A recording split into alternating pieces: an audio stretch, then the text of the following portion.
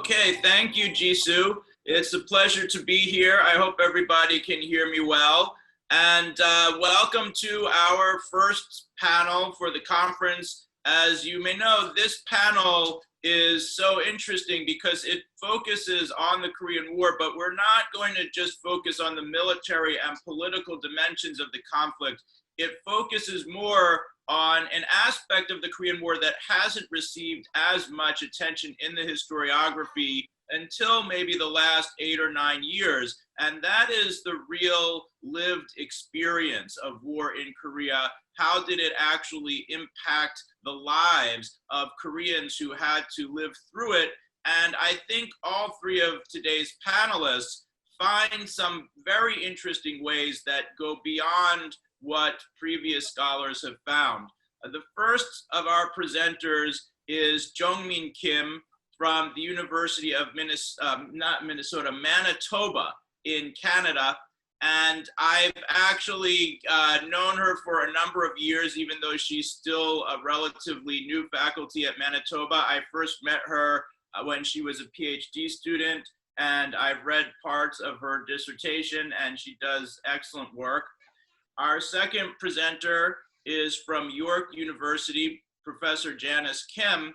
And Professor Kim is known for her work To Live to Work about factory workers, women factory workers under Japanese colonialism. And now she's expanding that into the study of the Korean War. And finally, Professor HakJae Kim of Seoul National University, who's known for his work on the origin of the Panmunjom peace regime. So I want to introduce our panelists. I also want to thank Professor Jung for his very excellent introductory remarks. It was really, really enlightening and just impressive how you put so much of the Korean War and the post-war history into one relatively brief address. So thank you very, very much for that. So let's turn it over to our panelists. And I am going to mute myself when they're talking so that my dog doesn't bark and disrupt their presentation. But Jeongmin. Thank you, Greg, for the introduction. And good evening and good morning, everyone, depending on where you are. I assume you can hear me okay. The war resulted in the movement of large numbers of troops through Japan to Korea and from Korea to Japan. This seemingly very generic comment was made by a US medical officer, Joseph McNich. After having served the Korean War in April 1954, he was back in Washington, D.C. and reported about the high venereal disease rate among GIs stationed in Korea. As a medical professional, his concern was focused on US military's failure to keep VD under control in the Far East Command. But this remark on the correlations between the troops' movement and VD rate indicates that the sexual context between GIs and local women were actually at the core of these connections between Korea and Japan during the Korean War. So today, I'm going to discuss two interlinked movements of people and money that shows how Korea and Japan formed an integrated sexual economy that was central to the two countries' everyday economy and also US military expansion in early 1950s East Asia. And those two are these military payment certificates and soldiers on R&R. So let me first explain what R&R is here.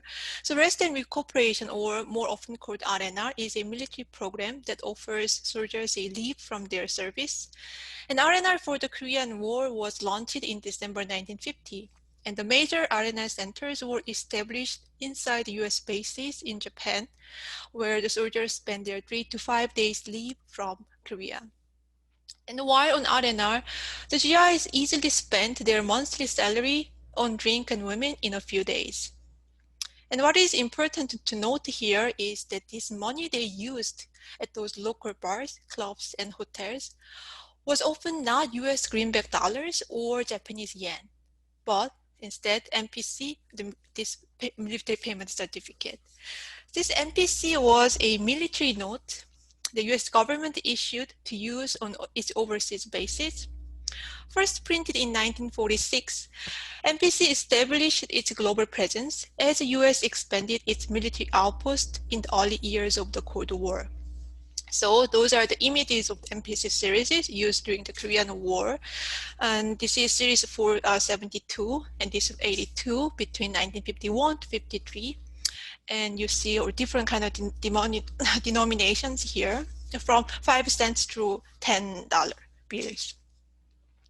And the main idea behind this program was to prevent the black market circulation of US dollar, which US suffered big time in World War II, especially in Europe.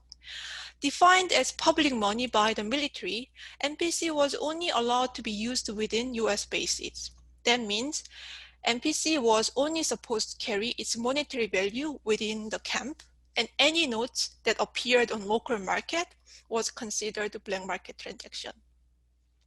However, in reality, MPC was widely circulated on civilian market in both US-occupied Japan and wartime Korea, and also globally. And they were used as a common currency for daily transactions for GIs and also for civilians. And then here one question arises. If MPC's usage was restricted in such a way, how did MPC become money beyond the military? MPC black market was basically a global military economy that worked based on differentials among MPC, US dollar, and local currency. So between 1946 to 58, as you can see on this chart, the same MPC series were circulated in about 18 to 19 countries simultaneously. The official rate of US dollar to MPC was set at 1:1. So $1 is 1 MPC for authorized use worldwide. But in each country, the value of US dollar to the local currency was different. And this differential between the local currencies, MPC, US dollar, could generate extra profit. And having the largest US troops at the time, Japan and Korea provided a major market to each other and actually became the center of this global currency market during the Korean War. And here, just to help you understand this, the money transaction process, as a Korean War correspondent, Henry Hayward's report details how this process worked between Korea and Japan during the war. So official rate of Korean won to US dollar is 6,000 won to $1 as of June 1952. South Korea used this fixed exchange rate during the war, and it changed several times. And however, on the open market, meaning black market, MPC brings 9,000 won, and actual greenbacks could exchange it for 15,000 won to $1 US dollar. So if you have 10 US dollar, let's say, you could buy 150,000 won and exchange the won for maybe roughly 16 MPC. And then if you bring back that to Japan, you can exchange that for 16 actual greenback, right? And that's how you can make this profit.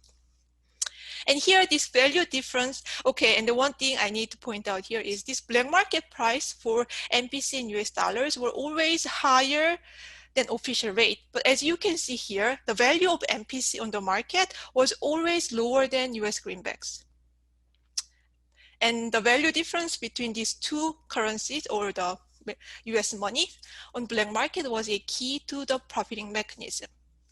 And another important thing this report observes is that prostitution rackets were where these monies are coming to, right? So these prostitution rackets were where most of the money finally arrived to be converted. It is because these places were where GIs spend most of their MPCs, and as they have this, and these black marketeers handle largest sum of MPC and they manipulated multiple conversion rates. And this letter, wrote by a Korean woman who worked in a house of prostitution in Busan, detailed the ways in which these brothel owners and brokers were involved in this scheme. Dated June 29, 1953, under pseudonym of Park Song-ja, a letter arrived at the district police in Busan. Here she wrote, so if a US soldier pays 10 NPC dollar and the brothel owner gets $1 for taxes and expenses and such, and then half of the money, the $9 goes to the owner and the woman gets the last half, which means seemingly they get like a 50-50 kind of dividing here. But here that the different exchange rates applied. For these brothel owners, they use higher exchange rate. And then for women, they apply this lower exchange rate, which both were determined by this arbitrary kind of like a special cafe association, which does not have much authorities, but that's where these monies were handled. So Park Song-ja's account reconfirmed Hayward's observation of the centrality of the sexual economy to the operation of this NPC black market. And Korean daily 동아일보 also reports those the entertainment, food, and liquor taxes to be the largest revenue for the government in the first 2 months of 1951, for example. But important to note here is these so-called prostitution rackets do not only mean those, for example, special entertainment facilities designated by the government, those are the facilities that served the foreign troops, or the sections of prostitution districts. During the war, sexual transaction between GIs and women took place in every possible setting. Clubs, bars, this is dance hall, private houses. As you can see those names, the clubs and Chinese restaurants and in Daegu. And sometimes with the job title of house girl on US military payroll. And this is near, inside actually camp and near the border, the front line.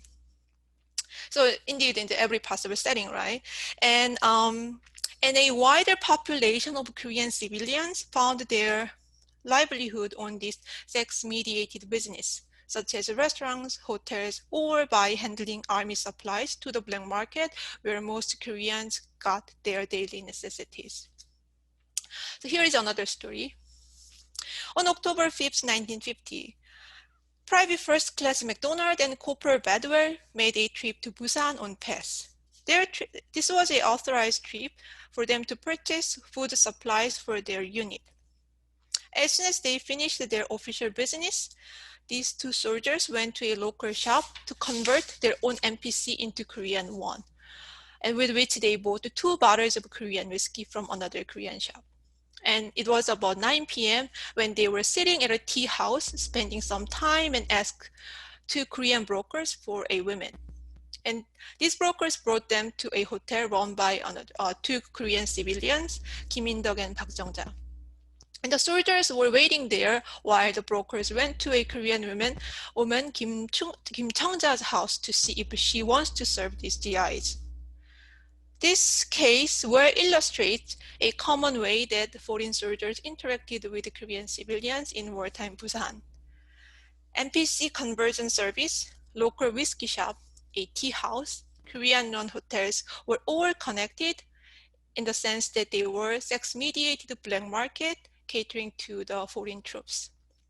This broadly defined sexual economy was the center of the NPC black market.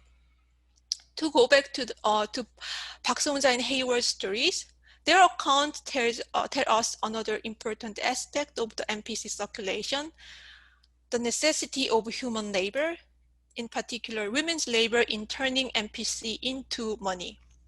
NPC was a valid money, but only on certain conditions. The NPC's omnipresence across US overseas bases with different exchange rates in each country, which is a manifestation of global unevenness in the early years of the Cold War. This was a crucial condition that enabled NPC to be a global currency, but this military note became money only through the medium of human encounters outside the military.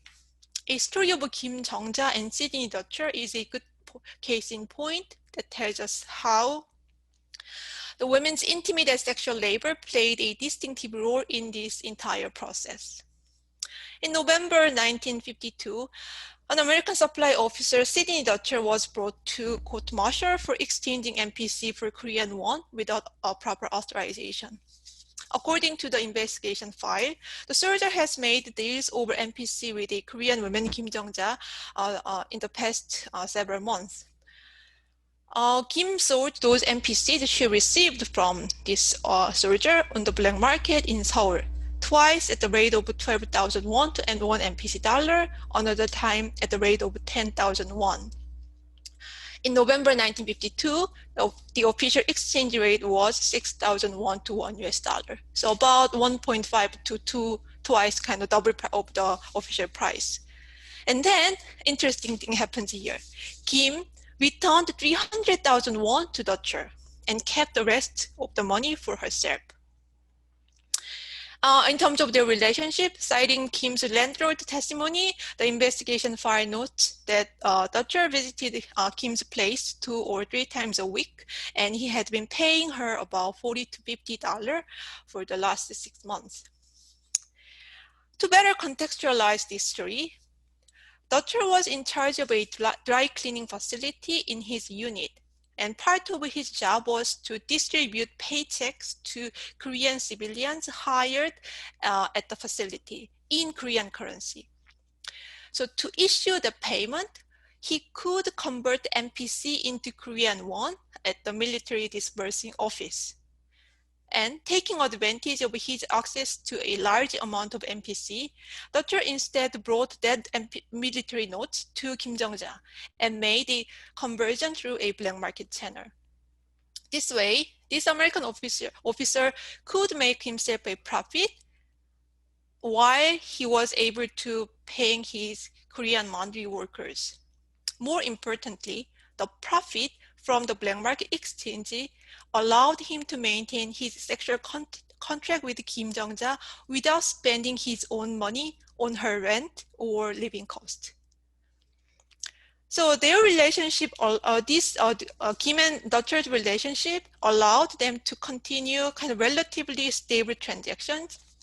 And this story gives us another answer to the question of why and how this sexual transaction between these GIs and women became the crucial medium for MPC circulation. But at the same time, what did each party had to do to maintain this contract tells us this how MPC's moneyness was actualized through intimate relation that always occurred in relation to social power. Intimacy is deeply unequal and hierarchical concept here. For historians of the Cold War and US empire, this kind of black market under occupation is not a new story, but the material value US Army supplies or this MPC carried on civilian market somehow is assumed kind of pre-given from the beginning. But remember, the $40 or $50 Dutcher paid Kim Jong-ja was in fact what she made by selling the MPC on the black market. So even if this MPC was treated as money between GIs and women, this kind of payment required the women to put extra labor into realizing MPC's potential value as money. And Dutcher was the one who took advantage of this action that Kim Jong-ja had to take to realize her own payment. And now those MPC notes arrived on black market through this mediation of women like Park Song-ja or Kim Jong-ja, traveled farther than they could have imagined. And major destination was Japan, where the base economy was in rapid resurgence as soldiers on R&R constantly streamed in from Korea. The MPC program for the Korean War was inaugurated on December 26, 1950. And the first R&R center was established in Camp Kokura in Fukuoka and later expanded to other bases such as Itami Air Base in Osaka, Komaki Air Base for Nagoya, Tachikawa Air Base for Metropolitan Tokyo area, Sasebo in Nagasaki.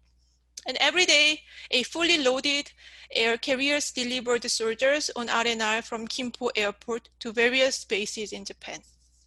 And sometimes a special welcome event was waiting for those GIs. In April 1951, the 25,000th R&R soldier, Sergeant First Class George Quick arrived in Japan. As Quick landed at Tachikawa base, he was greeted by this military band music performance on the runway and then invited to Tokyo Governor Yasui Seiichiro's office. There, Quick was awarded a large key with the message of Tokyo welcomes you. 50,000, 75,000, and eventually 1 million RNR soldiers were treated in a similar manner. A large key-shaped award held by a smiling GI was a strong welcome message sent by the Japanese government to the off-duty soldiers. With this metaphoric master key, the Japanese government not only recognized the critical contribution of RNR to its national economy, but also acknowledged the sexual business at the center of this RNR economy. Reportedly, GIs spent an average of $75 per day while on RNR, which was about the private monthly salary in the army at the time. So it's a lot of money. And just a few miles south of Tachikawa, where Quick was welcomed by the music band, was the town of Kunitachi. This one-time educational town quickly changed its landscape in early 1950s as the number of the troops landed and departed from Tachikawa base increased. Local hotels added English signboards to their building entrances, welcoming messages for GI customers. Written in English and with this image of Japanese women in kimono, a roadside billboard posted by Hotel Kunitachi guided US GIs to the town. The US military was also well aware of what RNR meant for their members. However, they just let it be soldiers' own adventure. GIs had an option to stay at a free accommodation offered by the military, but most of the soldiers quickly left the reception center to meet with their Japanese girlfriends and visit local dance halls and geisha houses and movie picture theaters, as noted by a US Force Captain A.G. Thompson, who thought RNR was a great success story in US Air Force history. Okay, this is also another map of Kunitachi where you can see those hotels. So noted as marked as prostitution hotels by the military. And Hitsudobashi, so Kunitachi is now part of Tokyo, and you see that the central area where this Hitotsubashi University is, and these hotels were indeed at the center of this town. This map shows this special service hotel designated by the military where soldiers could stay with a very nominal fee. And one can imagine how many local bars and clubs that did not appear in this map flourished around these hotels. There, the soldiers could buy beer and food with their NPC without bothering to exchange them for Japanese yen. These places always offered a better price than the Army's official exchange rate, thanks to the NPC notes constantly circulating. The majority of those notes was supplied from Korea. As many scholars discussed, various forms of sexual encounters between GIs and Japanese women, often called panpan, had been widespread since the very early period of the US occupation in Japan. And no doubt, the RNR economy was able to grow quickly based on those existing conditions. But at the same time, the Korean War critically contributed to the regrowth of this base economy in Japan in the early 1950s. So after the occupying troop has reached its peak, the number of the troops in late 1945 to early 46, the number of the US troops in Japan had been in decline by early 1950. And the Korean War brought back a large size of US troops to the country. As Sarah Kovner, historian, noted, in Japan, the troops trained, performed maneuvers, and came for their RNR. And this new phase of arena economy was differentiated from the base economy in the earlier period of occupation in Japan, in the sense that the arena economy was based on these newly shaped triangular connections among war zones, base, and empire, in Korea, Japan, and US respectively, rather than this bilateral relationship between US and Japan. And the mobility of MPC as money through R&R was crucial to this new phase. Okay, to conclude, in this talk, I discussed the interlinked operation of MPC black market and R&R economy and how sexual and intimate labor performed by Korean and Japanese women was central to the shaping of this global market. Tracing this little-known movement of MPC and R&R allows us to see the Korean War as a transnational working class and gendered experience. For Japan, the Korean War has been called Japan's Marshall Plan, or in Japanese Prime Minister Yoshida Shigeru's infamous remark, a gift from heaven for Japan. It's true the Korean War significantly contributed to Japan's quick post-war recovery. However, the discussion has mainly focused on, for example, US sponsorship for Japan that granted massive contracts to the Japanese manufacturers for war supplies. And less known is how the country's economic recovery depended on local women and men who provided the sexual and precarious labor in those R&R towns. So MPC market was built upon and reinforced this social and global unevenness at the same time. In Korea, documenting black market for MPC and sexual transaction as a wartime social history, I think, suggests to expand the current discussion of the sexual encounters between GIs and Korean women during the Korean War. The scholarship has made great effort to demonstrate how authorities instrumentalize women's body and sexuality, and it is very important to keep finding further evidence for the government's direct involvement in providing such sexual service to the foreign troops. But at the same time, what this sexual black market shows us is such encounters were never contained within the government-sanctioned facilities. And also, as we saw how the US military, Korean and Japanese government were fully aware of GI's in military term association with local women, but they let the practices happen as it happened. So in that sense, the authorities sometimes made a very deliberate choice not to intervene into such practice. Much of this black market was in that sense a form of state military involvement, which I call black market by design. So seeing the black market not as an exception or something left outside the legal boundary also helps us to see how the sexual economy, which was often considered illegal, thus derivative, in fact, worked within military capitalism of US war and occupation in early 1950s East Asia. And also, it forces us to rethink black market as a mere byproduct of a wartime crisis. If indeed it was a crisis, that crisis should be understood as an ever-present condition of capitalism, as we are painfully struggling with at the very current moment of this global crisis. Thank you. Okay, thank you very much for that presentation. Let's turn it over to Janice. Okay, thank you for your patience.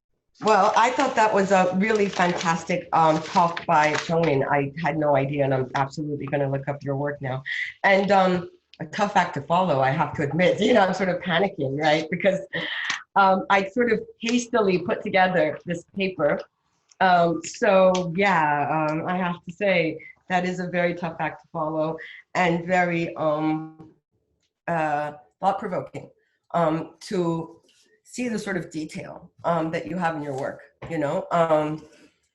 So that's great. I think we should talk afterward. This is basically, I thought of presenting something around this as a sort of wrapping up of my current book project, which is about civilian migration and life during the Korean War, so-called 피난민, right? And South, you know, I cannot claim to say know anything, you know, about anyone in the North. I can imagine, there are reports of how they fared in, through the bombings, through the testimonies of Wallamian and North Korean migrants, right? But as far as who the Warbugin are as a category, like we know, but we kind of don't know, because we don't have the sort of macro statistics or any sort of information that doesn't seem terribly politicized. So I don't even claim to know that part of it. One can glean a few things, but not much. But certainly what it meant in the South Korean experience. And I've gone at this from two different perspectives, is basically the USAC, the 8th US Army, who composed the UN Civil Assistance Command records in NARA, in College Park, at the US National Records Administration. And then through interviews and reading of memoirs, reading of testimonies published largely in the 80s, and then there's scholarship in the 2000s, but I can't really say that there's a lot more sort of accumulation of original sources like there was in. Actually, no. Actually, I'm going to talk about a whole group of people who've done it. So that's actually where I'm coming from. So I'm going to draw a lot on works that are not mine, because this is the tail end of things. And I probably have more of the experiences of the people who came from Hamgyongdo, for example, that sort of refugee. Instead of like the local memories that these people in South Cholla have collected in the 2000s, that I think has to be introduced. I don't think these books are published not published, translated from what I know, but I've translated portions of it, of them for my work, right? But they are very important, and they form a sort of layer of historiography that we can get to, and we can really only get to, I would say, if you're probably primary, at best secondary language is Korean. And you have that sort of depth of knowledge, because I think it's very hard for,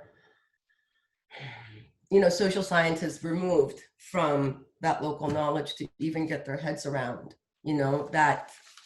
those experiences, So, for example, as Professor Chung was saying before, that there's a whole international history of the Korean War and the countless books about platoons and so forth, right? But our most important books at the local level, hardly basically hit a dent. And Koreans couldn't get around to that until really the 2000s, I would say, worked on it before, but it wasn't really published and largely until the 2000s. I basically come from it from the perspective of my work and what to take away from what the Korean War meant to your average person, which is very difficult. Very regionally different. An entire half or a third of the 30 million that the peninsula was, can't really account for, but we do have ideas and records about 2/3 of, what happened, migration and displacement, poverty, austerity, all of this in a basically executed by foreign military occupation, that was very small and not very intimate or knowing about the Korean population, at least in the South, than was the Japanese, colonial regime after 35 years of experience, right? And what I can glean from initial sources of basically 52, 53, 55 or so forth, local governments in South Korea are not really functioning. And you can imagine that it's a population that has been colonized for 35 years, nobody in officialdom, really. You know, there are people in the military, but no one in officialdom. And then I think most of the intellectuals left, right? So, or, you know, so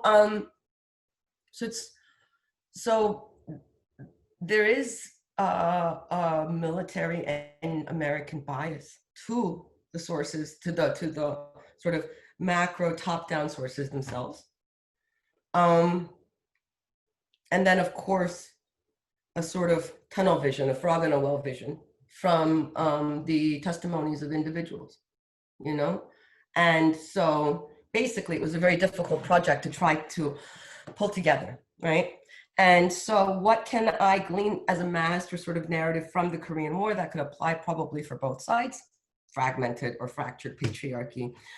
And a way of saying it's not subordinated, it's not broken, it's fractured, literally, because, you know, the separation, but also not yet gone, not enslaved, you know, fractured, meaning it requires recouping and so forth. And patriarchy as an extension, or the only representation we have of family, village, local, regional collectives in South and North Korea. Because we didn't have matriarchy, we had nothing else. And so whether you like HakJae Kim or not, that was the only forum in a sense, you know, particularly I think at the local level. So that was one thought of fragmented, and it's patriarchy, it's the family, it's women's roles in patriarchy, but I really absolutely also think it is patriarchy, which makes probably both South and North Korean understandings of gender roles far more collectivist and less individualist than they are in Canada, right? Not that one is better or the other. I don't necessarily think so, you know? Yes. So there's sort of that aspect of this sort of fragmented, injured patriarchy, right? And then the other sort of colloquial aspect of this is that I am a teacher, and I am a Korean, and I am someone who now lives in Canada.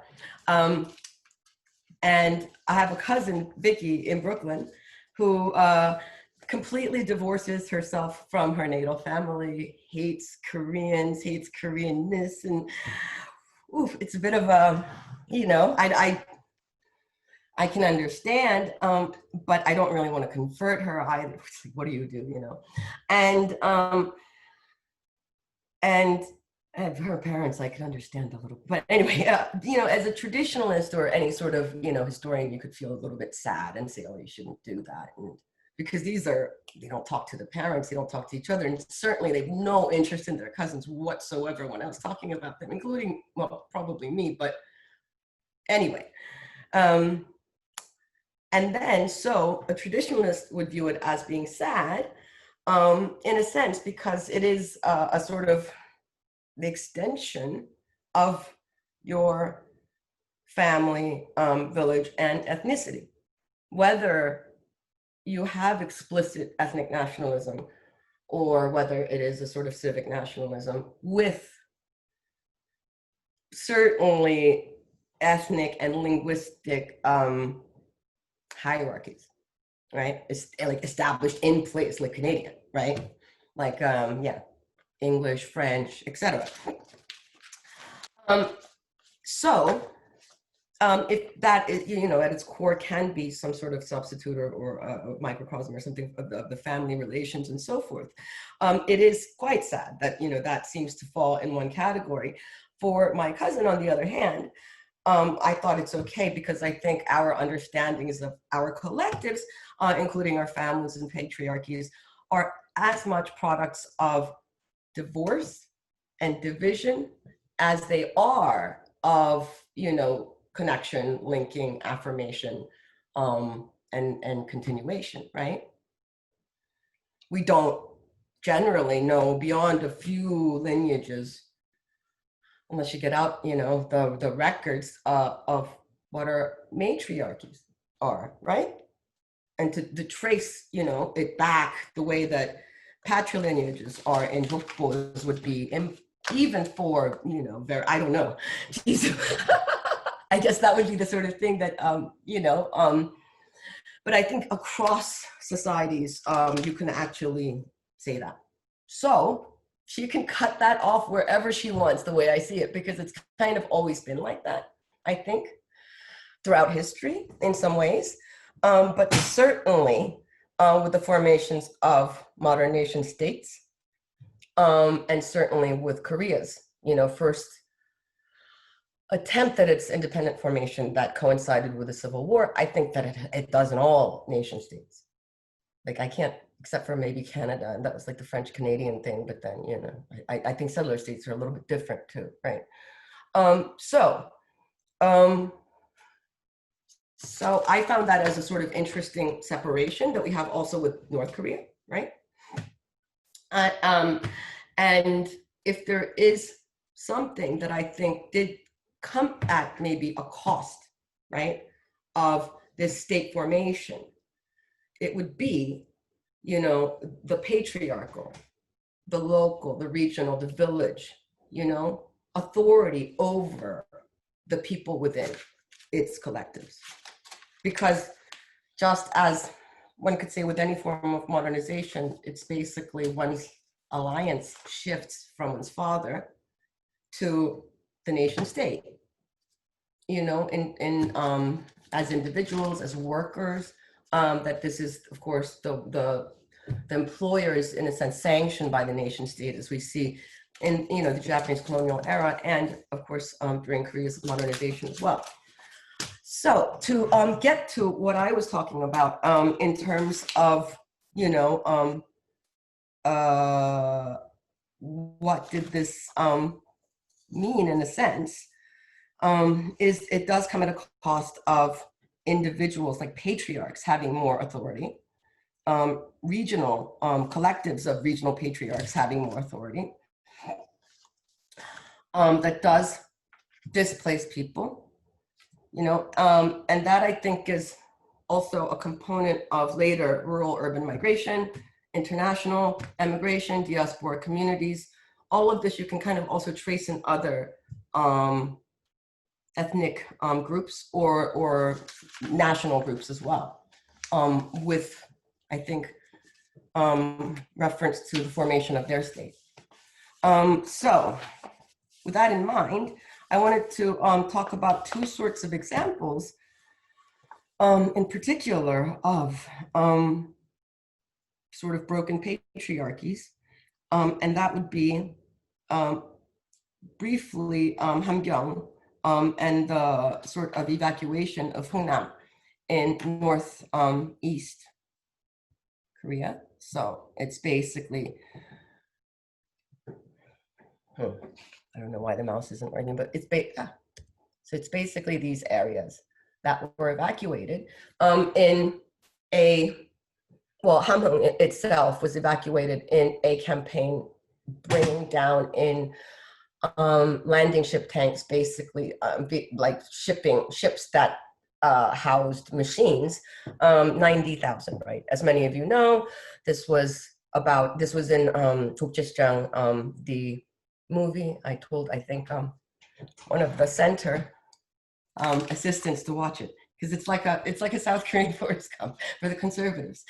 But anyway, and I thought it was not, at least in terms of making like visible what it might have been like, what evacuating from Hungnam in the middle of December might have been like. I thought it was good, that is indeed what happened.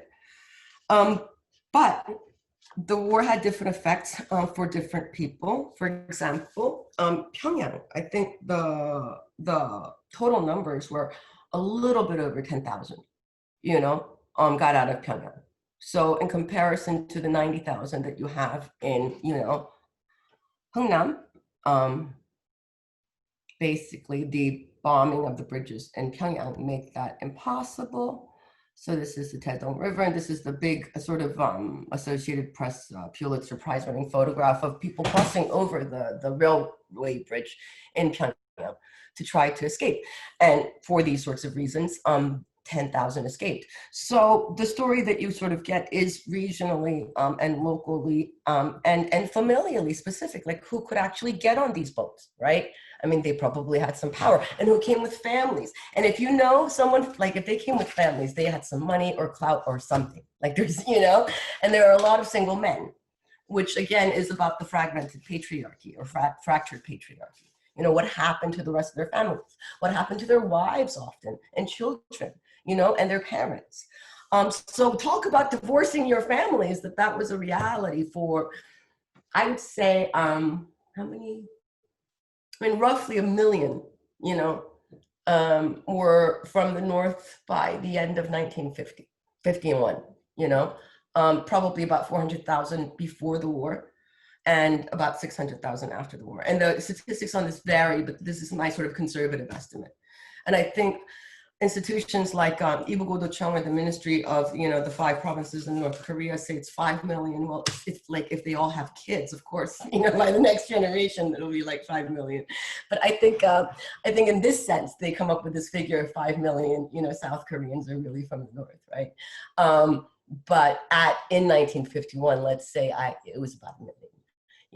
Roughly South Korean population at that point is 20 million. So it's 5% of the population. Still sizable, much bigger than, let's say, the 250, 300,000 who went before. But yeah, nothing like the North. And that had a lot to do with like the evacuation of Hunan. So that's another aerial photograph of the same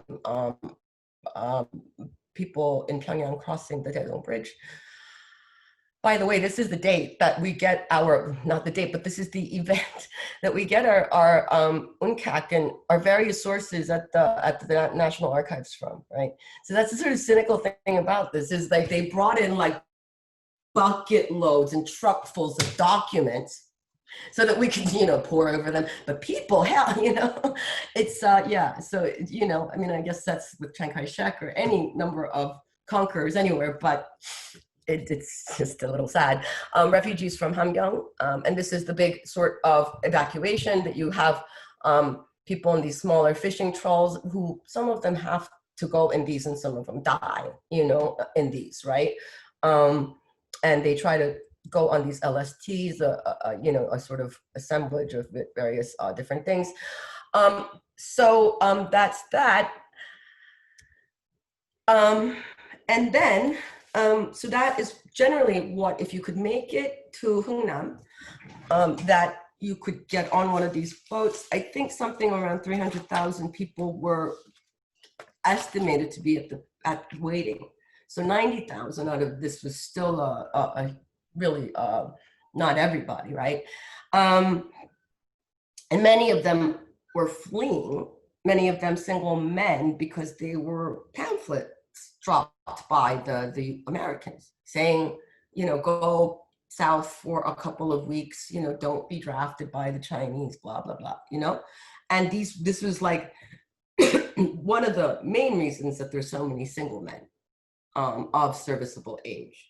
And this is also why they would not have necessarily come in June 1950, but they came as the Chinese joined the war. So they were visibly seeing like the people of a different ethnicity, which would be interpreted as something offensive, right? So they were all told, that's one of the uniform things that I hear, is that they were all told this is temporary, couple of weeks. Many of them settled in places like Sokcho, waiting until they died, right? So that's one aspect of the fractured patriarchy. But what has been uncovered in Korea, particularly in South Cholla, that I don't have so many pictures of, and I'll have to figure it out, of how to do that. I have to finish the book first and see if they want pictures. I just wanted to highlight a few stories. So basically, Park Jung-seok's study in this one is 전쟁과 기억, is about Paeksu village in Yeonggwang County, that goes on more about how some of these tensions were exacerbated by colonial rivalries as well. This is basically the area that we're talking about. And I love it that Professor Chung is here because he's like, what do you're the person to talk about, not me. But basically, Park Chung-seok's study describes how colonial rivalries influenced local society and tensions also between participants of who was empowered during the transitions. So, when North Koreans took over, or when the left took over in local cases, not necessarily tied to North Korea, then people had a tendency to cooperate. Well, if they are retaken over by, it's easier to probably say like an authoritarian reactionary, right? Then they are then seen as criminal again, right? So people, for reasons of survival, become basically a part of and become sort of side takers in a civil war that I don't think people were sitting around necessarily thinking, oh, we're in the middle of a civil war, It would imagine, it's probably much more, well, in my sort of American imagination, it would be much more like perhaps outing Jews during the Second World War, something like that, right? That one would be a lefty or so forth. So I don't think it's necessarily even, deep ethnic ties or anything other than, sort of a sort of need to otherize, in desperate situations, or claim some group as the other. So he recounts these sorts of takeovers by the North Korean army, as well as basically the right-wing national police. This also was supported by large families, basically landowning families in the region. People participated in most likely, massacres, but certainly burying of bodies, taking care of wounded soldiers on either sides that they could be then later incriminated for, making food, forcing, basically letting them sleep in your house because they put a gun to you, something like this, right? That this is far more a sort of civil war at home. Let's say context or situation in South Cholla, then it would be in the north, or even places like Gyeonggi, definitely by the second sort of retreat of South Korea experienced. So one didn't necessarily even have to leave home to experience violent warfare and sort of fratricidal or divided families and patriarchies and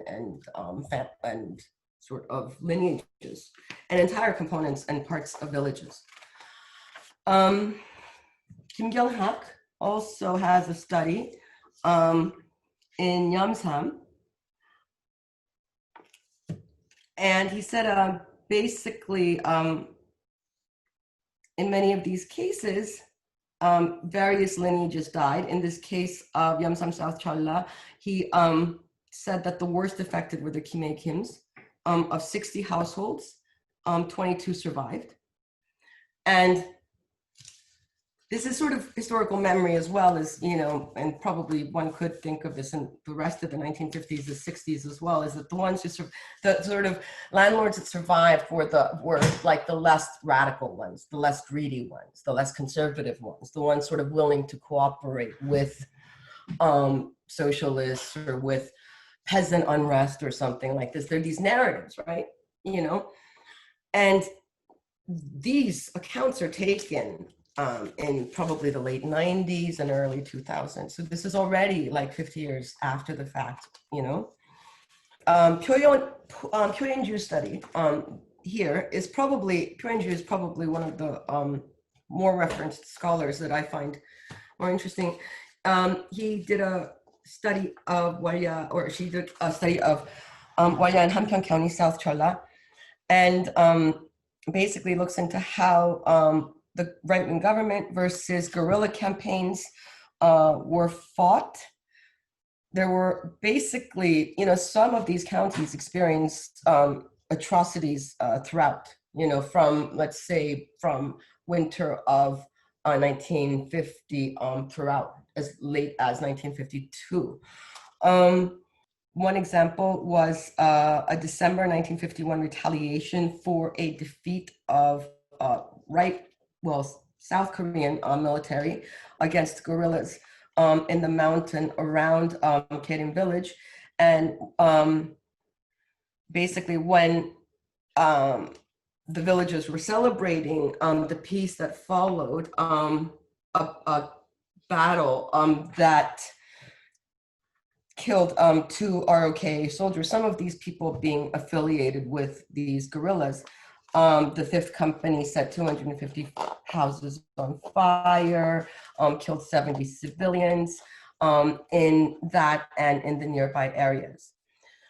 There was another round of massacres on December 7th, and we know that there were most of the men between 15 to 45 were killed. There was a 3rd massacre, and then the soldiers rounded up 22 firstborn sons and killed them, 5 of whom survived. So this is not, these are many, many villages that from, again, these are not my interviews, and I don't think anyone from the outside could have really done this. People from Seoul didn't even do this, right? So I think Professor Chung would have a much better idea of what groups of scholars did this, or did this sort of, I guess, record keeping. But I think it's really an interesting way of looking again at the war. And what Pyeonju also emphasizes are how this fits in the 2 kinds of death in East Asian tradition, right? The ones inside the house, the ones outside of the house, and how this is remembered when it doesn't really adhere to any of the ancestral rituals. So I think I took up much more time than I thought I would, so I think I'll just leave it at that. And thank you for your patience in allowing me to talk about something so broad. So thanks. Okay, thank you very much. And we're going to move on to our last presenter for this panel, Professor HakJae Kim from Seoul National University. And he's going to give his presentation, and then I am going to try to comment on these very interesting presentations. Professor Kim. Thank you. Thank you for introduction, Professor Greg Brzezinski. And thank you, Janice and Jeongmin, for a wonderful presentation. First of all, I am sorry for today I have slightly not a good condition, so I couldn't concentrate on the session. But yeah, let me try to speak and talk about my idea with you, and let me share the slide. It's my great pleasure and very honor to join this wonderful session and academic event. And yeah, after listening previous topics under the title General Focus on Lived Experience, which is not well covered by previous research, I think my talk today is very kind of traditional approach, but because it's more about international history and more about how to connect the history of Korean War to more present situation. So my focus is rather kind of more comprehensive view, how to look at and how to see the Korean War, and how can we connect those perspective to more forward-looking process from historical lessons, or saying kind of peacemaking perspective. I'm not saying the other approach is not a peacemaking approach, but yeah, please, yeah, let me show you what I want to talk about today. I'm going to start today's talk from the way to look at the Korean War. I think it was generally to look at various and multidimensional truths of war. So what happened in war and why it happened and what was related to human sufferings. And it was quite natural to look at such an human sufferings and truths of war because after the two world wars, the war of total war, where the civilians more suffered than soldiers. So it was quite natural to look at truths of war when we study war. But I want to suggest to see some different dimension or the other side of war, which is peace. And what is peace and what kind of peace is it better, and how to make peace is, I think, another important dimension and aspect to think about when we study war. And because the end of war doesn't automatically lead to peace, and I think more stable and higher level or permanent peace requires various and very important human effort. And thirdly, I want to connect the perspective and histories of Korean War to more present context of peacemaking process, on which peacemaking process of Korean Peninsula laid on. And there are old tasks and also some new tasks for peacemaking. And finally, as this event covers various experiences from different countries, I think we need regional perspective to fully understand the war and peace. And I will show you some historical examples of good peacemaking, which can give us some lessons. So let me start from the war and previous explanation. As you know, the previous explanation about the war was kind of macro level approaches, international politics and domestic politics and interactions between those international and domestic level of politics. On the one hand, the end of the Second World War, I think was very important international context. And on the other hand, in the local level, the decolonization of newly independent countries, the nation building process is another important side of domestic politics.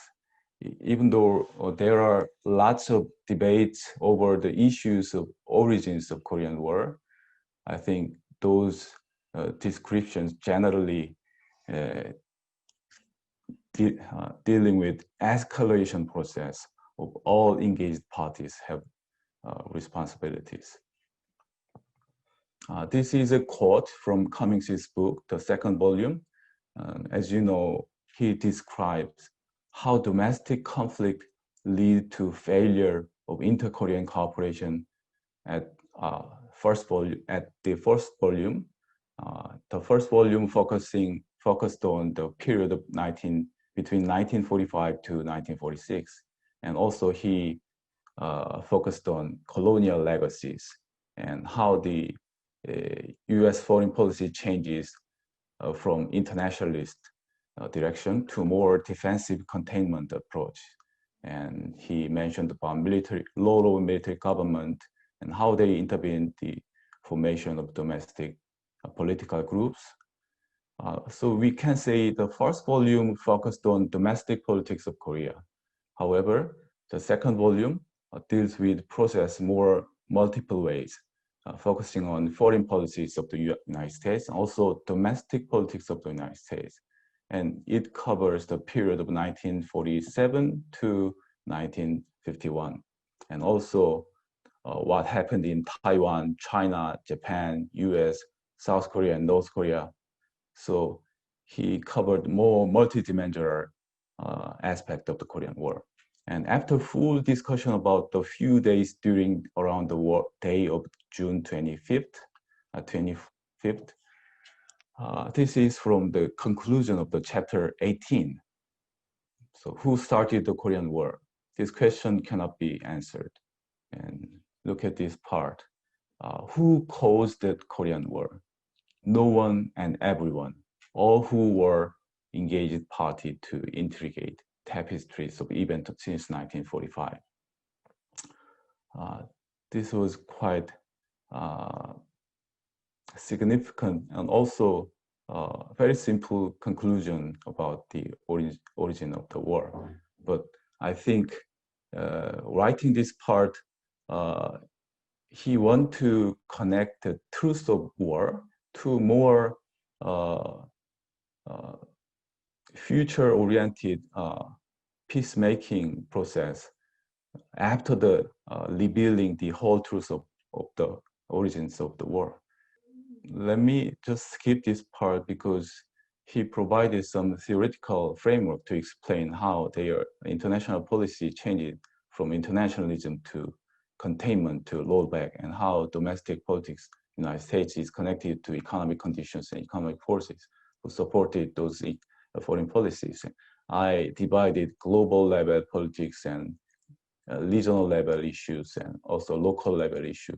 So from 1955, we can see general process of conflict escalation interacting global level to local level. So, the Korean War in 1950 was not the starting point of the conflict, but the kind of result of this escalation process. I think that was the key idea of Bruce Cummings. And if we summarize those arguments, we can suggest we can focus on 5 points. And so superpowers, foreign policy matters when we consider a top-down process of a Cold War bloc building process, but it interacted with post-colonial nation building process. So this interaction between top-down and bottom-up process provided background of Cold War in Korean Peninsula. And Cold War conflict in East Asia and domestic politics of the United States is closely interconnected, especially when we connect the Taiwan issue and their lobby in United States domestic politics is closely connected to Korean decisions. And leadership change of the United States matters. There was 2 presidential elections during between 1945 to the 1953. So from starting point, there was President Roosevelt, and also President Truman and President Eisenhower. We have at least 2 times of leadership change in the United States. And so-called Far East area is a place where China, Russia, and United States, and Japan, and South and North Korea are interacting, engaging each other with their aim to increase their powers. So this place is very specific place, which is very unusual and exceptional. We cannot find similar example compared to Korean Peninsula, considering the surrounding international politics. So generally speaking, by explaining this way, he tried to reveal every forgotten details of truth with passion to explain and examine the whole aspect of Korean War with passions. But fashion for what? I think passion for what? If we think about, consider the passion for what issue, Cummings' conclusion, no one and everyone is responsible, means something. What can be the direction of passion? Passion for Cold War, or passion for national competition, or passion for unification, or passion for peace, or passion for better relation or better condition, better future or better peaceful settlement. So thinking about war doesn't necessarily connect it to thinking about peace. So we should sometimes separate those passions, thinking about war, to a more peaceful, peacemaking process. So in my book, I want to suggest to focus on peacemaking process, even though it lead to failure or not so successful or satisfactory result. But we need to remember what kind of peacemaking process is related and how people try to make better peaceful settlement. And thinking about the other case of peace, looking international laws or on other historical cases. So by looking at these aspects, we can clearly figure out the legacies of the war and what type of peace in Korea is established, and how we can understand the general condition of peace in Northeast Asia. Because the type of peace in Korea is very different from what we generally observe around the world. For example, Germany and France commemorate the end of the First World War together. So you can see commemoration, mutual commemoration became foundation or base for a more cooperative relationship between two countries. And it's not only about two countries, but the whole European leaders and another world leaders participate commemoration of the First World War. So commemorating and memorizing war became foundation and basis for international or global cooperation. But compared to that, memories of Korean War, these memorial statues shows how people think about Korean War. It's not a past memories, it's very present situation. So generally, it's memory of soldiers and memory about victories and how a soldier experienced difficulties. So soldiers are main figures. But of course, there are some effort, not regular, but a few cases to commemorate soldiers or another civilian casualties, sometimes mutually together, but generally it's very one national or bilateral effort.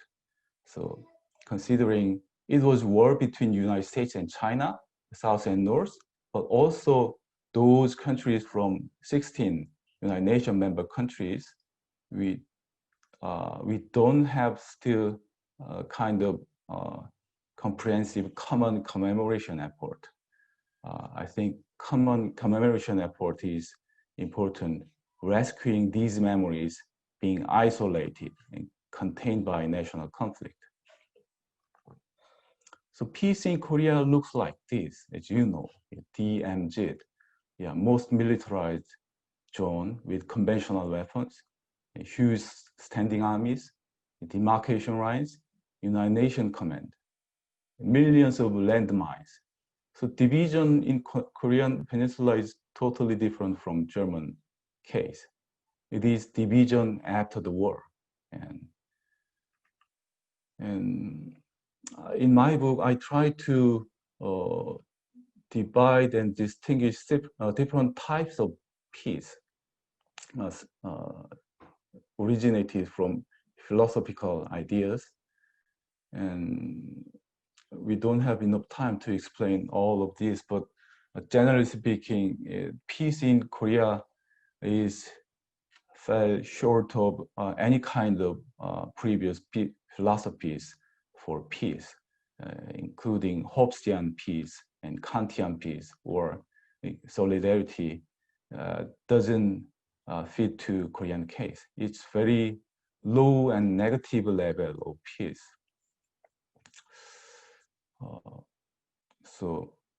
Korean War peace, if we explain the nature and aspect of Korean War peace regime, Korean War didn't started with declaration of war.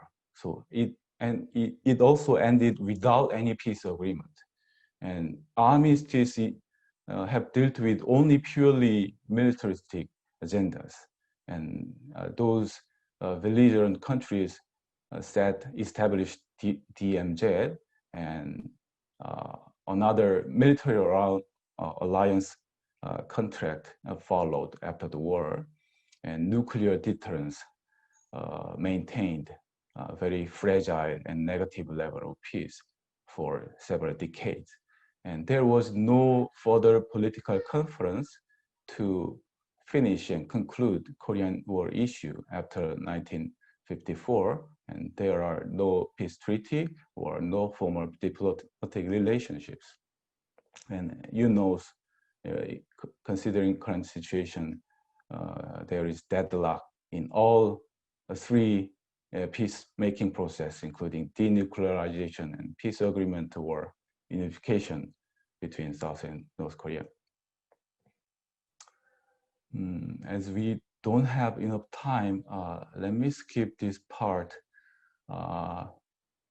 There are lots of another idea to establish peace between countries, not only peace treaty, but also peace zones or neutral state or denuclearized zones, or but it depends on how the participating country conceive their own status in international politics matters. But considering United States and China didn't perceive their own country as a normal nation state, but superpowers, it's very difficult to make peace in Northeast Asia.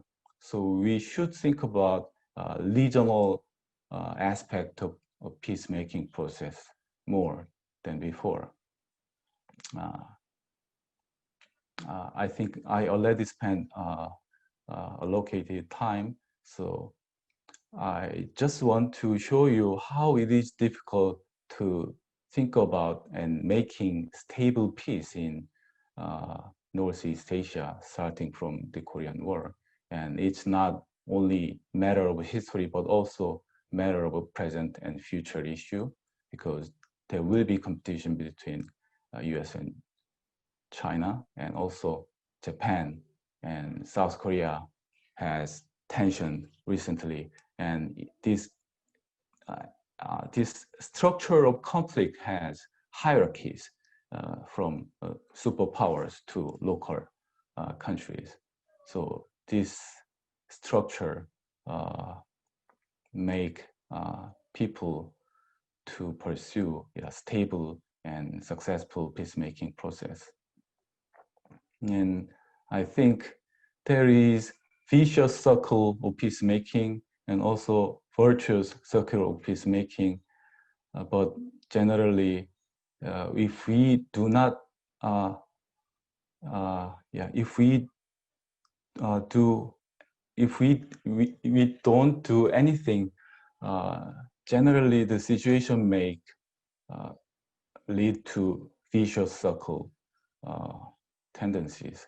So it is very important to maintain peacemaking effort beyond these days distrust and fears. Even though trust and optimistic vision about future peace in North Asia is not so feasible, but we should pursue this direction. Otherwise, the situation will be more bad. And I think there are 3 examples to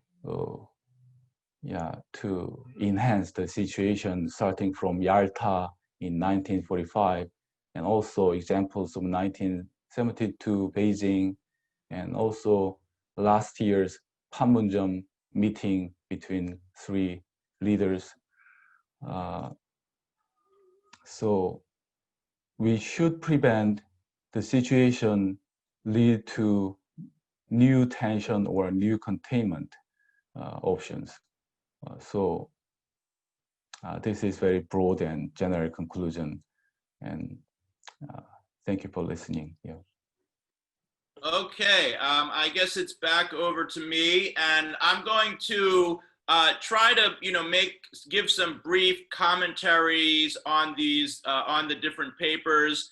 And, all of them were not really, I wasn't really given a prepared text, and all of the presenters were sort of told to just, present as best you can from works in progress. So I'm going to try to, take what I got out of these presentations and speak about it a little bit, and maybe it can give the authors some direction in going forward, and maybe get some sense of how we could try to put this together. I'm also going to try not to speak for too long, mindful of time, because I realize some of you have questions, and I saw some very interesting questions that were raised via the chat box as well, and I think it would be great if our panelists could get to them.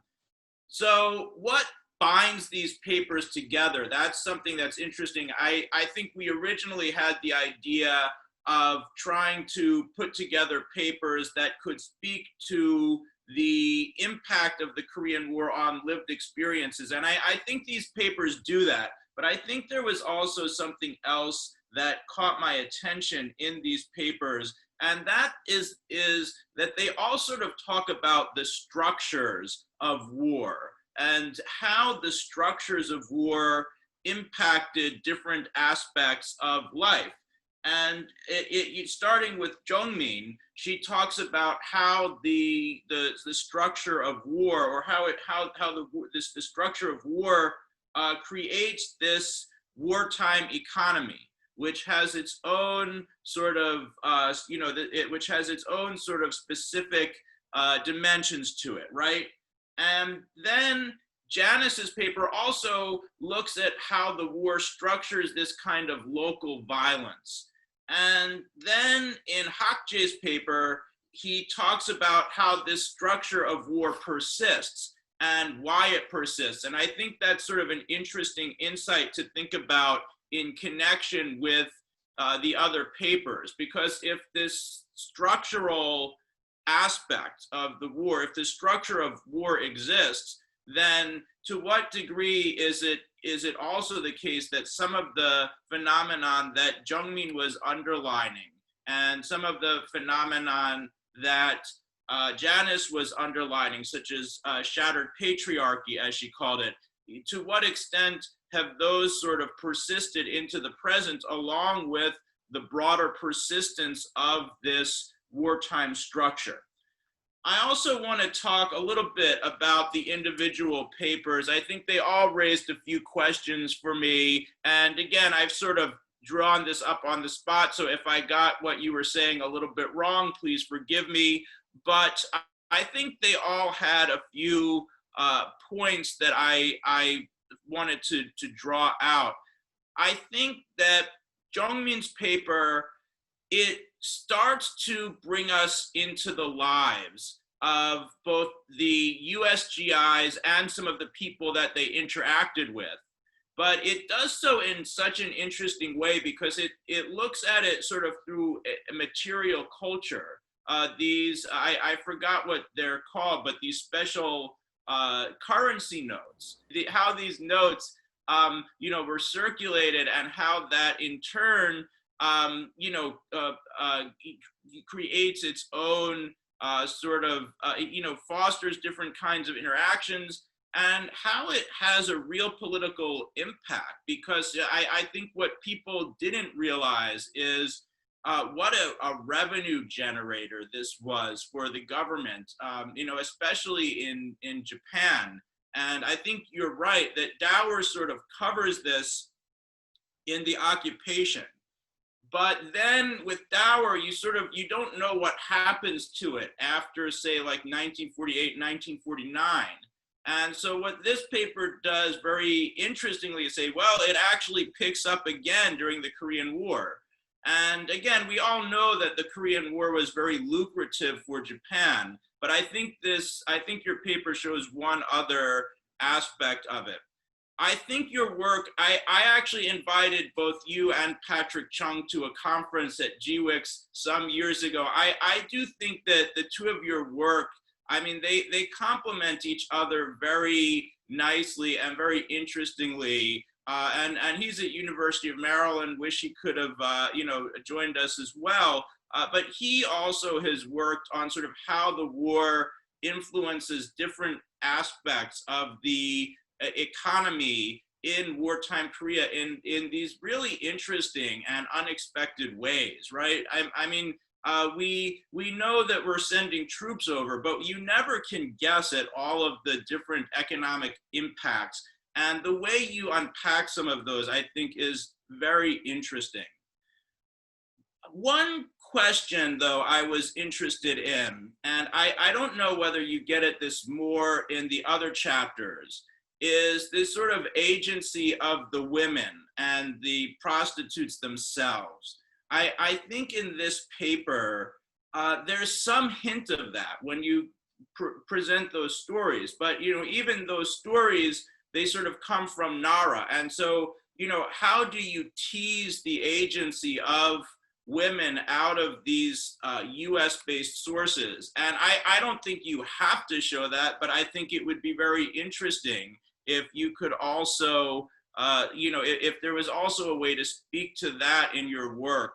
I think that's also sort of an interesting component of this. And I find it, it just connects to so many other things about how prosperity and development are built on the backs of different kinds of labor. And again, it's labor that is compelled or coerced or manipulated in different ways. And I think that just has some very interesting connections. I also found interesting some of the points that were made about the Korea-Japan relationship during World War II, because what I think what's going on here that you describe is this sort of pattern of how sexual labor links up Korea and Japan economically, in part through the migration of US forces. But what interests me about that is that also, if you look at the Korea-Japan relationship going forward into the 1960s, when they finally normalized relations, it's still built partially on kisang and sexual labor.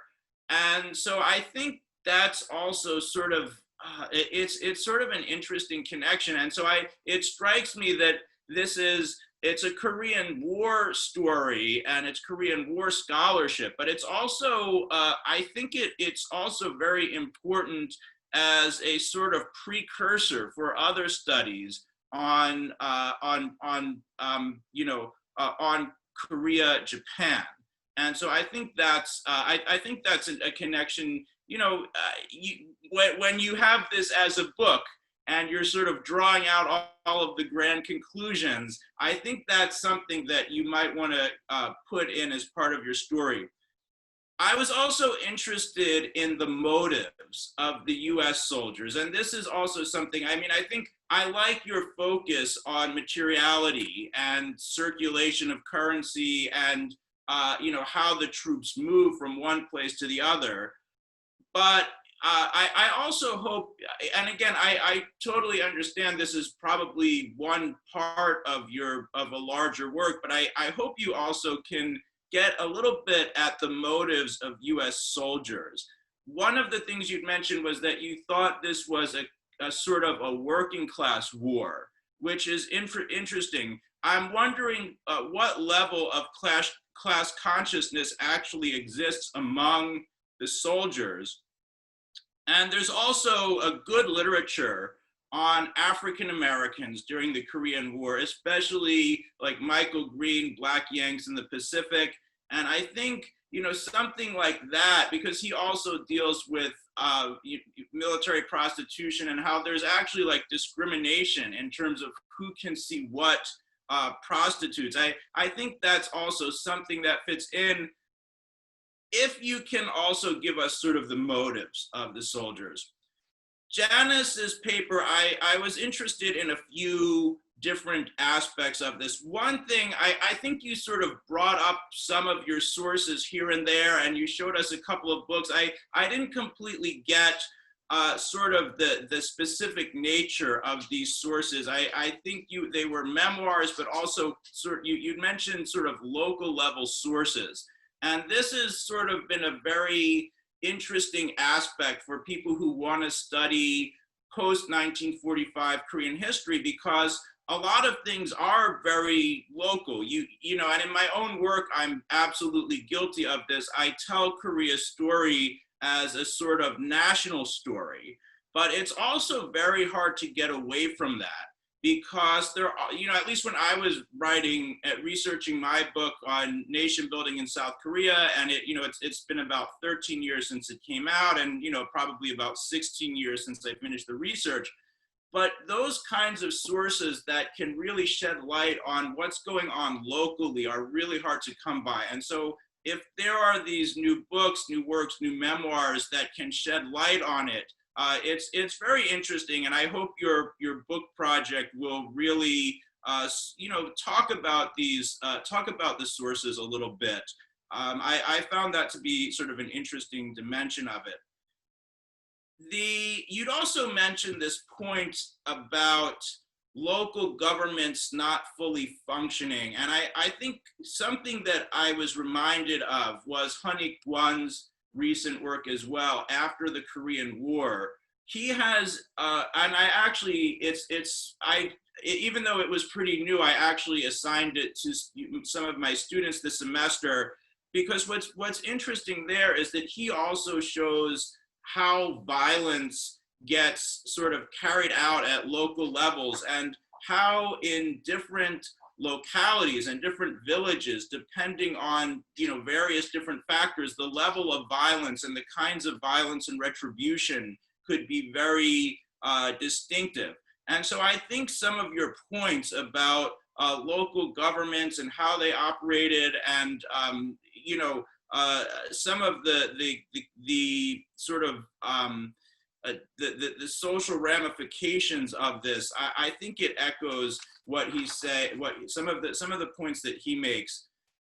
I think this point about fractured patriarchy is sort of an intellectually arresting one, but I do think you might want to clarify it a little bit. I mean, I think when you were talking, for instance, about the evacuation of Hungnam, you know, I'm wondering sort of, well, it breaks up families, but you know, what about it makes it sort of fractured patriarchy? I mean, there's also probably you know, families get split up in all different ways at Hungnam.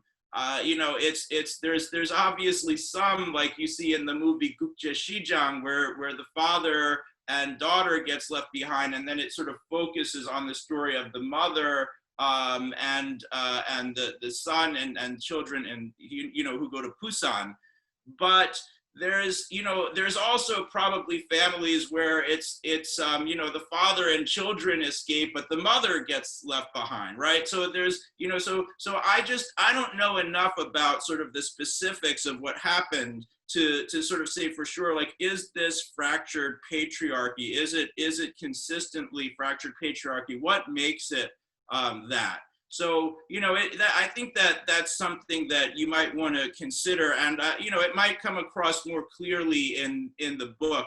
I think that's often the case, but I'll really look forward to seeing how you treat that, and especially how you look at this at the local level, because I think that's something that's very exciting. I don't think we have a lot of really good scholarship that deals with the wars, that deals with it sort of at the provincial level. And if you look at South Korea today, there's also these regional divisions, and so I think your work could be very useful. HakJae's work, as I've already said, he sort of talks about how this structure of war persists. And he notes that, I think this was actually a very interesting point, how the peace in Korea is different from so many other peaces that exist after World War I, after World War II, where there is a definitive peace. The country that's defeated is disarmed, and it serves as the foundation for a new kind of regional or international order. But with the Korean War, of course, that doesn't happen. It doesn't resolve anything. And I have areas where I disagree with Bruce Cummings, as people who've read my book know, but there's also areas that I do agree with him, and where I do agree is on that point. And I think, if you look at sort of this question of why this is the case, why is it that Korea has so much difficulty overcoming the structure of war, I think you get at a lot of it. I think one of the aspects I've been interested in that I think should also get some consideration is that the war itself is just so pivotal for state building in all of the Asian states after the war. South Korea, North Korea, China, all of their foundational myths are based on the war. And I think you see this less so in South Korea today, where there's a slightly more post-Cold War perspective. But the Cold War perspective still exists very much in North Korea. And in China, I think the idea that it was a good war it's still very prevalent. There's some Chinese scholars who will say today, that the war, that actually it was North Korea who launched the initial invasion on June 25th, 1950. But Chinese scholars say that, but most of what you learn in high school is actually that it was the US and it was trying to encircle China, and China fought against that. And not everyone believes it anymore, but a lot of people still do, and it's still important. It's still an important part of the legitimation of the Chinese state.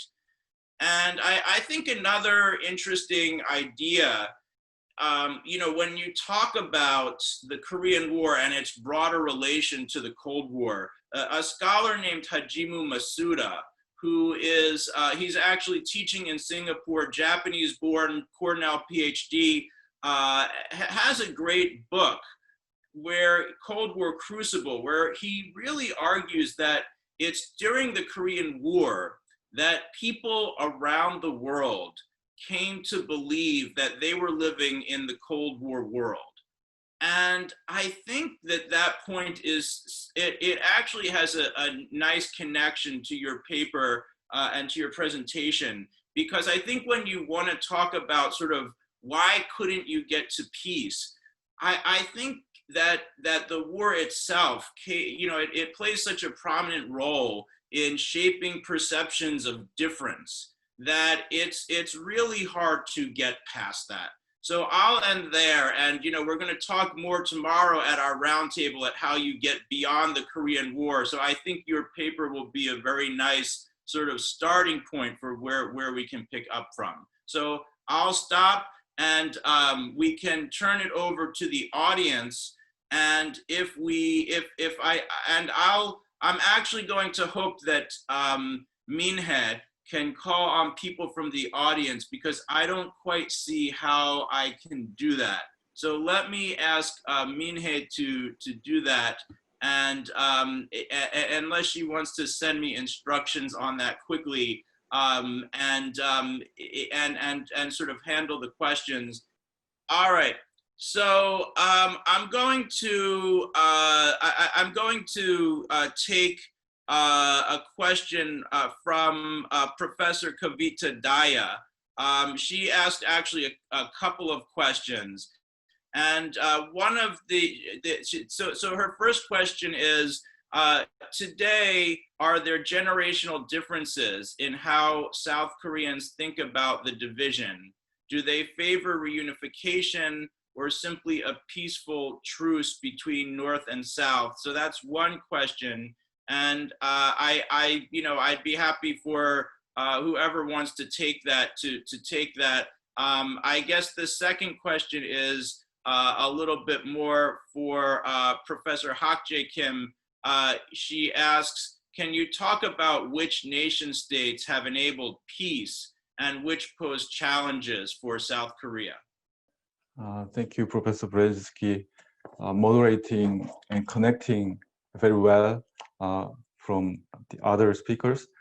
And just starting from answering the second question student raised about which nation state are helping South Korea for peacemaking or unification, and some other country doesn't like that. We actually, my institution, Institute for Peace and Unification Studies, conduct annual survey how people think about unification and how South Korean people think about the other countries' perception about the future Korean unification. And people's answers, United States is more supportive to unification of South and North Korea. About 65% people answer the United States will help unification in the future. But generally, another nation and countries, South Korean people doesn't believe they will like future unification, or they don't believe the other country is likely to support future peacemaking process. Especially South Korean people doesn't believe North Korea will truly denuclearize, and also they don't believe Japan will support Korean unification. And some of them also are afraid of future challenges from China. So generally, they have very negative perception about the regional context. That's short answer to the question. And I have lots of things to talk about what you raised, but let me finish here.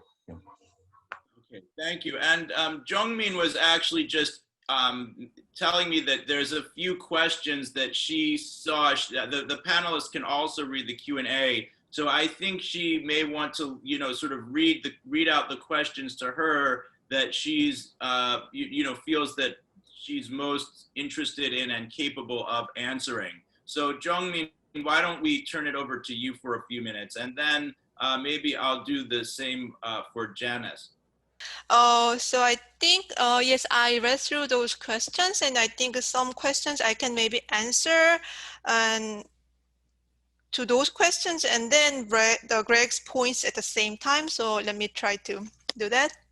Said one of the questions raised on the Q&A box was, some sort of like racism or sexism involved in this exchange rate manipulation.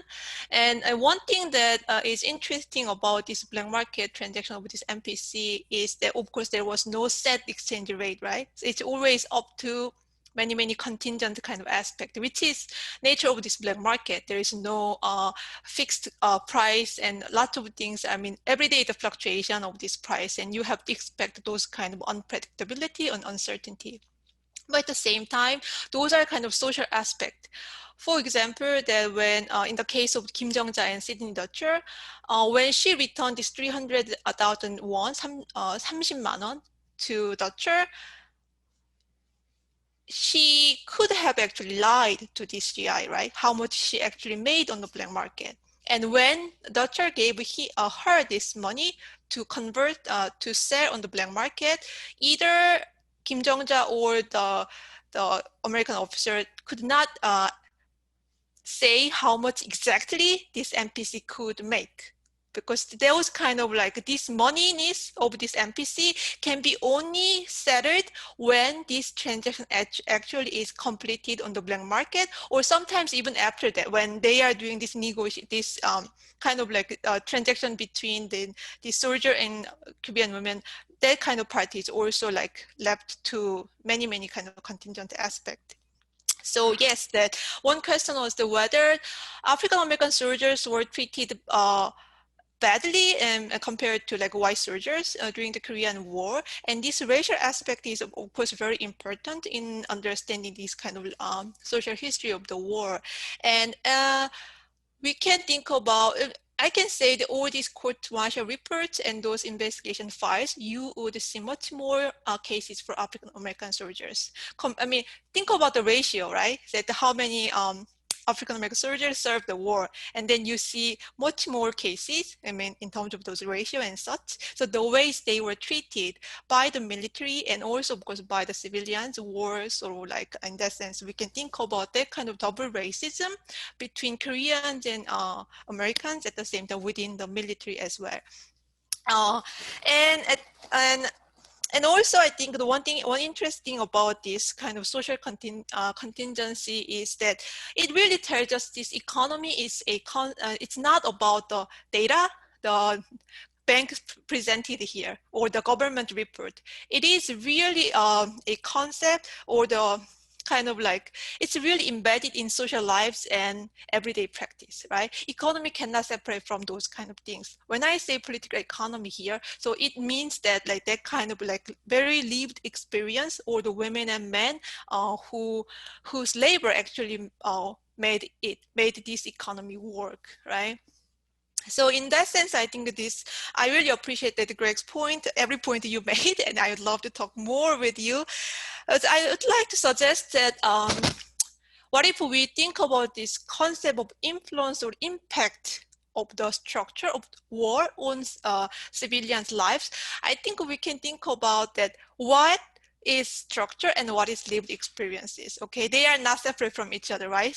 And then one is not influencing the other, or one is not impacting on the other, imposed upon people's lives. Structure is not just over there, out there, as a kind of already predetermined kind of form. It is made through this human actors kind of interaction, right? And the structure is made through that process.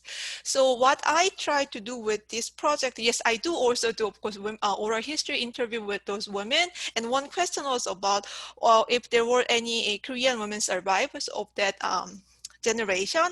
They are pretty old, yes, but there are people who are still have that memory of the war. And of course, in Korea, if you go and ask like older generation, they all have, their oral history always start with the colonial period and wartime memories, right?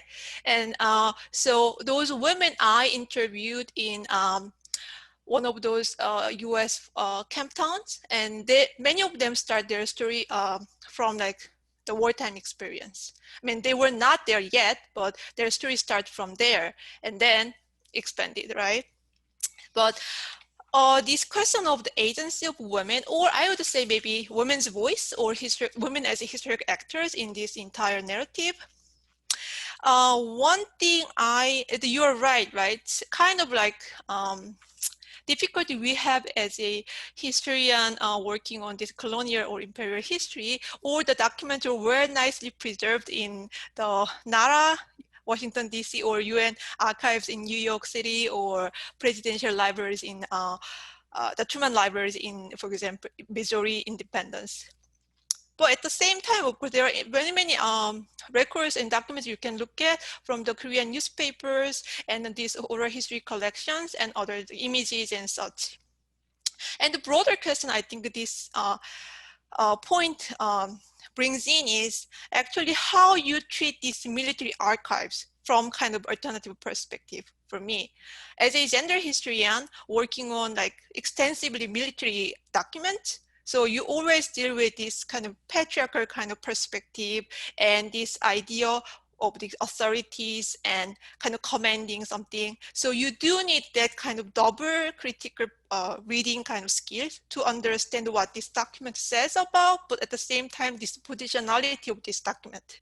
So I think this is one of the questions I'm dealing with for my book, and how you see those stories, how you read those stories through these women's experiences and those women's kind of like perspectives, right? And another, let me see. I think we have until 8, right? At 7, yeah. 8, okay. So I think I would maybe stop here so Janice has time. And if we have more time, I'm happy to answer more questions. Okay, right. So why don't I give Janice a chance? Are there any, if you can look at the Q&A box, are there any questions either directed to you or directed more generally that you would like to answer? And also, you know, if you want to respond to anything I said, that's fine. But, you know, let's put the folks in the audience first. And if there's any, you know, thing that they ask that you'd like to answer, why don't you first answer those? I believe I answered most of them just by typing something short out. As far as patriarchy, you know, I hate to wear like the sort of Marxist feminist hat in a virtual meeting hosted by Washington, D.C. That is my home in America. My mother's in Ellicott City, actually. But basically, I take the nation state as an extension of patriarchy, right? So I take certainly the Korean family of many families is, and you know, I mean, I can't even think of many, even Jewish families that are supposed to be, you know, have sort of religiosity, you know, from the mother's side. They still take on their father's names, right? So yeah, and then what would be the new family, like a liberal union? Like I won't even go there. So it is patriarchy, you know, it is an masculinity, right? And an injured sense of that in a collective that's divided in a nation. And then the only people, you have a devastated economy, nothing, right? You can't farm, you can't do anything. You can't even move the poop around in Daegu, which is quite essential for farming, right? So what do? And you have these like sort of warriors. What could you barter? Women. It's the only thing you can barter, right? And I don't think it's just Korea. I think it's, of course, Japan, but you know, all across the South Pacific. In fact, there's a movie called South Pacific about it, and all those 1960s movies, The King and I, blah, blah, blah. It does, they all have that sort of very gendered colonial motif, right? So in a sense, and then the sort of, I guess, ethical exaltation of settler states, for heaven's sake, you know, as opposed to these divided, you know, patriarchies and masculinities like Pakistan and India and Bangladesh and Sri Lanka, right? Like the jewels of the world 500 years ago in terms of population, resources, advancement, you know, split up into tiny little warring factions to some extent, Kashmir. So I personally do see all of this as patriarchy, and the Korean sort of response to this as quite like the Japanese, one coming from a sort of injured, masculine, patriarchal stance. You know, so I mean, in some ways it is like a subordinated masculinity does explain the hostility around the world today, because I don't know about Xi Jinping, he doesn't seem to, anyway, but it does come from that sort of, you know, subordinated, marginalized, the man with the grievance, right? So just, I don't, you know, you got to hand it to him personally. Like, I can understand, like, I'm a woman, I feel aggrieved. So, you know, you're a marginalized man, you would have been better off 200 years ago. Okay, I got it, you know, but then what do the women do? Then we have to become education mothers, you know? So in a sense, this actually fits in with my larger understanding of development and like basically society, and very gendered society in like basically Northeast Asia, certainly in the latter half of the 20th century. I think this also explains like why, you know, we don't have rights-based feminism in East Asia, but we will soon, I believe. But yeah, so I think all of this actually, interestingly, with sort of Jeongmin's example, these issues of power, militarism, economy, and gender segue quite well in the colonial sort of discourse. I mean, not colonial, sorry, Cold War. Of course, colonial, but it does again in the Cold War, you know. Well, thank you very, very much. We are running a little late on time, but we have like a couple more questions came in, and one is from, I hope we can just, HakJae, I hope it's addressed specifically to you from our friend Daphne Zur at Stanford, and she's come out to GWIX a number of times and has presented about her book and spoke to my class. So I know her all the way from when we were studying Korean together at Yonsei, back when I won't tell you the date because I don't want you to know how old we are. But if we could just take Daphne, HakJae, if you wouldn't mind just addressing Daphne's question, that would be a fantastic way to end this maybe. Okay, you mean the ecological heaven of DMZ? Yes, yes, Yeah, the last question. Yeah, that's a good idea, and I agree. The actually when we think DMZ as a item for inter-Korean cooperation, that might be that will provide some opportunity, and also that will provide some legitimacy for inter-Korean the exchanges and cooperation, because you know the sustainability and climate change is quite a big issue, not only Korea but also every other nations. So yeah, some sustainability and climate change or some more eco-friendly issue may provide good opportunity. So, but the main problem still remains, you know, the armistice and the nuclearization, and also unification in the future or better relationship with neighboring country. That's the main issue. But climate issue or DMZ issue may provide some opportunity to start inter-Korean exchanges. And connected to that, I want to explain slightly more about the relationship between structure and agency, and interaction between structure and agency. Generally speaking, I think geopolitical tension prevent further social development of some country generally. So what I mean by social development include democratization from autocracy, dictatorship, and further democratization into economic area, and further democratization for gender equality, and also better cosmopolitan attitude to neighboring country. So I think every nation has same condition. But think about United States. When United States have some war with another country, the domestic politics became more nationalistic, you know, and also China, when they have tension with neighboring country, their domestic society became very strict and contained. So peace issue and conflict issue prevent social development, and that has quite huge influence to social development of South Korea, North Korea, and Japan, and also China. And for example, gender equality index, South Korea and Japan ranked on 115th or 116th.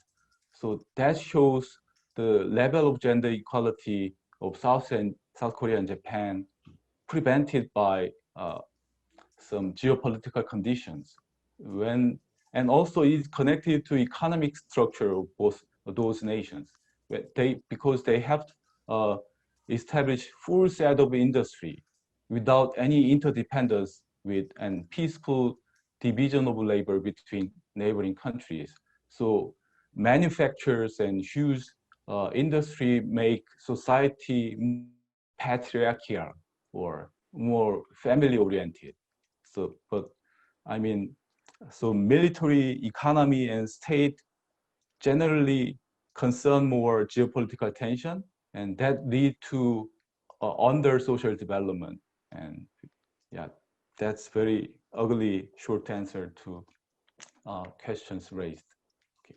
Okay. Well, thank you for your very thoughtful answer. And it's already 9:05, so we've run a little bit past time, and I don't want to hold everybody here too much longer. So let me just thank all of our presenters for very interesting presentations.